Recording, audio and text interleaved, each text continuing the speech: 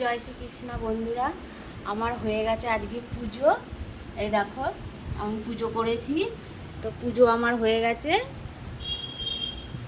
এবার আমি চলে যাব রান্নাঘরে, কেননা 1 কাপ চা না খেলে দিনটাই শুরু হবে না। তো বন্ধুরা, চলে এলাম আমি রান্নাঘরে। তো চা খাওয়ার আগে আমি খেয়ে নেব দুটো ওষুধ, কেননা এই ওষুধ দুটো আমাকে রোজ খেতে হয়। তারপরে আমি এখন খেয়ে নেব। তোমার হয়েছে গিয়ে চাটা ছাড়া আমার দিন একদম অচল। চা আমাকে খেতেই হবে, কেননা নাহলে আমি সব কাজ আমি করে উঠতে পারবো। চা খেয়ে চলে যাব আমার মেয়েকে একটু টিফিন দিতে। আর ওর জন্য নিয়ে নিয়েছি আমি ঘুগনি, একটা ডিম সিদ্ধ আর হাফ পিস রুটি, কেননা এর বেশি ও আর খেতে পারবে না। কিছু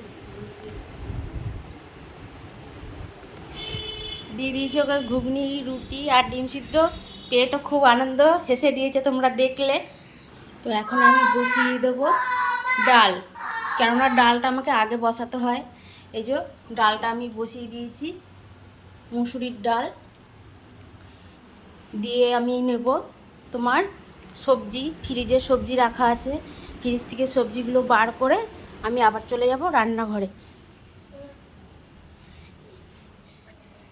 এই ঘরে আমার ফ্রিজটা আছে, এই যে ফ্রিজটা আছে।